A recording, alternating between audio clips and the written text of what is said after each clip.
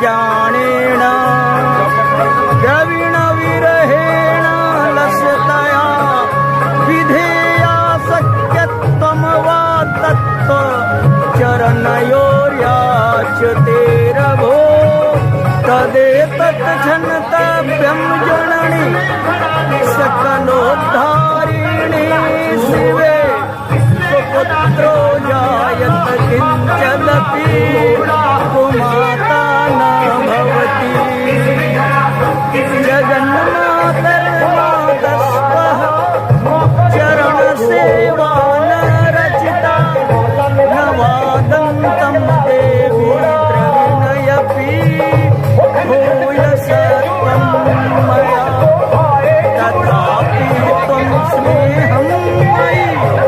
निर्ममं यत्र पुरासे पुत्रो जायते जगति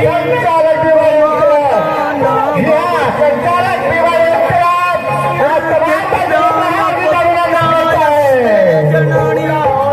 बहवः सन्ति सरला परम तेषां मध्ये विरल तरलो अहं तव सुतः मदीयोऽयं त्यागः समुचितमिदं नो तव शिवे